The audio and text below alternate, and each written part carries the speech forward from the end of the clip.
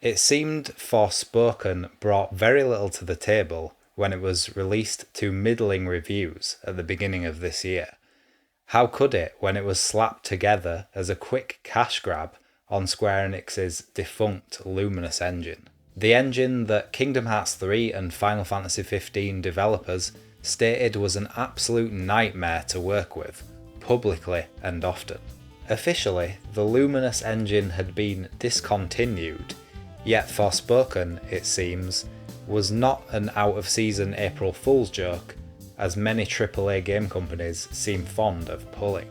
Having finally played the game for myself, however, I'm finding that actually the game is surprisingly good. The voice acting is great, the story and characters engaging, and if you're willing to look past how much life you've wasted looking at loading screens for things as trivial as opening the menu or being shown an encyclopedia entry telling you what happened in a cutscene you literally just watched, it's well worth a playthrough. There's one aspect worth mentioning above all else, however. Forspoken, against all odds, manages to weave a combat system that is beautiful, deep, and downright fun. How does it do this? Well, I have mentioned in the past that one of the rules that only the best JRPGs adhere to is that they get better the more you play them. For example, you start off any decent Final Fantasy game with few options, a basic physical attack, items, and maybe a magic spell or two. As you play and your characters grow, they gain access to a wider array of options, and you as a player also become more familiar with the systems the game allows for better play. When I first picked up Forspoken, I genuinely thought the combat system would be terrible. In my first battle, I tapped the R2 button to spam the basic attacks, slowly whittling down the enemy's HP from a safe distance and dodging away when necessary. There was a more powerful charged attack, but it seemed a bit pointless. Waiting to charge or hitting a steady stream of weaker attacks is still doing the same amount of damage in the same time frame after all. It all changed when I got a loading screen, a tutorial message, that could easily be missed by those people who skip past these kinds of things. Each charged attack has up to 3 levels, but if you chain into these by holding R2 after casting a support spell, dodging strike, or even just a regular spell combo, you immediately charge it to the highest level. From this point on, the combat just clicked. Utilising a mixture of all your attacks, you can keep hordes of enemies at bay, zipping around, chaining from dodge to spell to support to spell. It reminded me of the praise I gave Kingdom Hearts 3 in my review, that the combat was not so much a challenge as it was a blank canvas, a creative tool to freely express yourself and experiment with different combinations of attacks. Throughout the game, you will gradually unlock 4 distinct styles of magic. Each style also comes with its own spell that seamlessly transitions from one style to another. These spells also have the added benefit of changing your attack range. The first spell propels you backwards, allowing you to attack from a greater distance. The next spell pulls enemies closer to you. Another launches you into the air. These moves transform what initially appeared to be a clunky and awkward combat system into a highly enjoyable and action-packed experience that flows effortlessly. This isn't just an open system that gives the player a million different options and lets them figure it out for themselves, however. A lot of people do prefer that Platinum Games style of doing things, seen in games like Bayonetta or Nier Automata. I much prefer that character skills get unlocked gradually, allowing the player ample room to commit each new move to memory.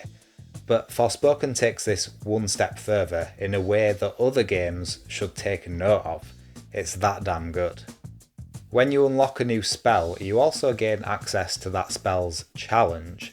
These are simple on the surface. There is a challenge for the shield spell that says counter an enemy X number of times, which, after some time thinking how that would work, I realised that if you charge the shield and then let an enemy attack you, it would perform the counter. Another one for a close range move that repeatedly pummels an enemy tells you to dodge mid-combo, which turned out to be a pirouette around the target, proving extremely effective for avoiding counters from big enemies that didn't stagger easily. Once these challenges are completed, your magic gets upgraded with either a slight damage boost, or in some cases, entirely new functionality. In short, the challenge system rewards the player for mastering the game, and it's a shame that most perspectives I've seen on Forspoken felt it was not worth the effort, because this is an extremely well thought out combat system. Contrast this with a terrible, awful, horrendously bad JRPG. Let me think of one. Star Ocean 6, for instance. That game tried to do something similar with its traversal system, allowing you to zip towards any enemy at the press of a button. What you did when you got there, however, remained static throughout the entire game. Simply wail on the enemy with the same attacks again and again.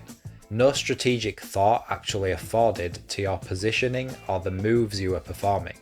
Look at Final Fantasy VII Remake's pointless dodge and block mechanics. The best way to play that game is to ignore most of the systems it attempted to create, and constantly pump damage into spongy enemies with your regular attacks and abilities. That game was a battle of attrition, not of tactics. Not so with Forspoken, whose hardest enemies can be taken down with magic suited for the specific enemy type and situation. You'll probably be surprised to learn that despite its flaws, Forspoken manages to be leagues better than Final Fantasy VII Remake, and certainly a massive improvement on Luminous Engine's previous game, the god-awful Final Fantasy XV, whose combat quite literally plays itself. So what are Forspoken's flaws in relation to the combat? I'm sure you've heard a million times about the terrible optimization and the bad-looking textures, things like that, but let's stick to the topic here. The most frustrating part about Forspoken's combat is getting hit by attacks that you simply had no chance of avoiding. These can be attacks from off-screen, cheap homing attacks, or areas of effect that are so huge you couldn't have got far enough away in time. This means that most deaths feel unavoidable, and the player can feel that leveling up is the only way of progressing rather than getting better at the game. Enemy AI is pretty basic, although I was surprised to find that most enemies are able to match Frey's unrestricted platforming skills, jumping onto high ledges and buildings where she escapes to. Crowd control is pretty much the theme of combat, so it stands to reason that enemies will relentlessly pursue you without doing much else, compared to something like Kingdom Hearts 1 and 2, where enemy encounters came in tailor-made formations, with each enemy having very distinct movements and attacks. With the combat being without a doubt the best thing about Forspoken, the open world elements felt like padding and completely unnecessary. It's clear that the developers wanted traversing the world to be a big part of the game, with all the crazy parkour magic you can use. But I can't help thinking the game would have been better off with a structure closer to something like Devil May Cry, with slightly more open areas, rather than the gigantic but barren open world we got. In the end, despite being a fake game that Square Enix rushed out in an attempt to break even on the Luminous engine, Forspoken manages to be one of the best games that they've released in years, including their Final Fantasy series, which they put the majority of their budget towards. As one of the richest game companies around, I think that says something about just how out of touch this company is. I genuinely think people couldn't look past the laughable production values, horrendous loading times, and gargantuanly slow pacing to see the phenomenal combat system this game hides. Otherwise, people were simply wrong about the game having bad voice acting, because it's actually really good, unlike most other Square Enix games.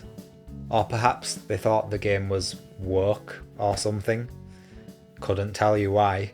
Anyway, I thought it was worth shining a light here before this game gets forgotten forever. Also, I'm pretty sure I should be playing Sea of Stars right now instead of this game, so let's move on.